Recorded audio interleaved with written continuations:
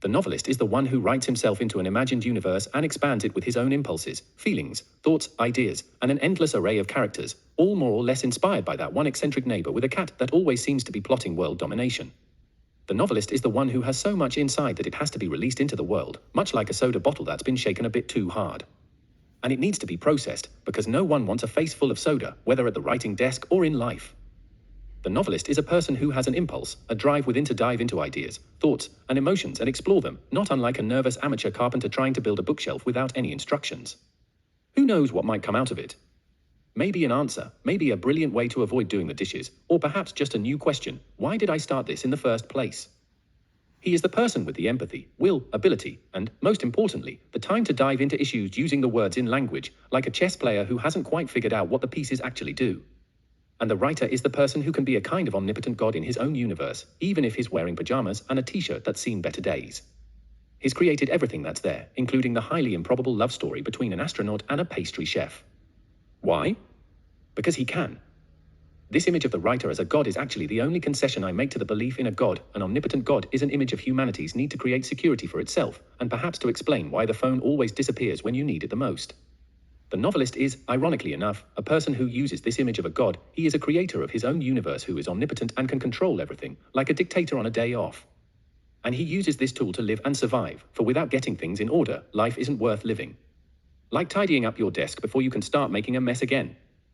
What can happen in the fictional universe is that the people, the characters, come to life. They get their own lives, think, act, and develop according to their own logic, sometimes to the great surprise of the writer, other times more or less in line with what he had anticipated, like when the evil but misunderstood Aunt Bertha suddenly became a vegan in the middle of a crucial fight scene. Writing a novel takes a long time and a comfy chair. Writing a novel takes a lot of effort and requires a lot of planning, perseverance, insight, and creativity, not to mention a fair amount of coffee and a steady supply of chocolate. It requires perseverance beyond what is normal, like standing in line at IKEA on a Saturday, and it requires the will to succeed, the will to reach the goals. And it requires a big plan with many sub-goals, like remembering where you put your glasses, again. A novelist can lose himself in his own fictional universe. It might not happen often, but when it does, it's like getting lost in your own closet. I think, at least, it can happen that I write myself into my universe, and my thoughts, my head, are filled every single day with the characters I create and the conflicts and conversations these characters have with each other, like an endless episode of a dramatic soap opera. It all becomes a parallel universe in which I, as a writer, live alongside the life I have in my real world, or at least try to live in. This leads me to experience more. I have more content in my life than others who see me from the outside and who do not have insight into what I think and write. They probably just think I'm staring blankly into space. But it's easy to imagine that there are many people who have it this way.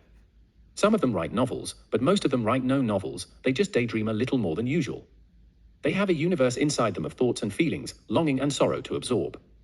They long for something better, they have ambitions, they have everything possible, and everything is more or less expressed or not formulated in language, but it's there in every single person.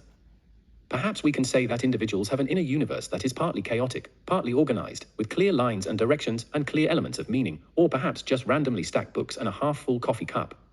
A novelist today is a person who sets out to structure this inner universe, which is partly chaotic, and creates his own version of the universe as he perceives it and experiences it inside himself, often with more drama than a reality show. We could say that the novelist is omnipotent in his fictional universe, even if he might not be able to figure out the TV remote in real life. This means the writer has the power to create existence in his universe, and then the fictional universe can influence and impact the real life that the novelist uses, like when an unexpected character comes up with a brilliant idea that actually works in real life. When this happens, the novelist learns as a human being and as a participant in the outer world, maybe something about himself, or just that he needs a better chair to sit on. Writing a novel thus becomes an existential task, or perhaps just an excuse to avoid cleaning the garage.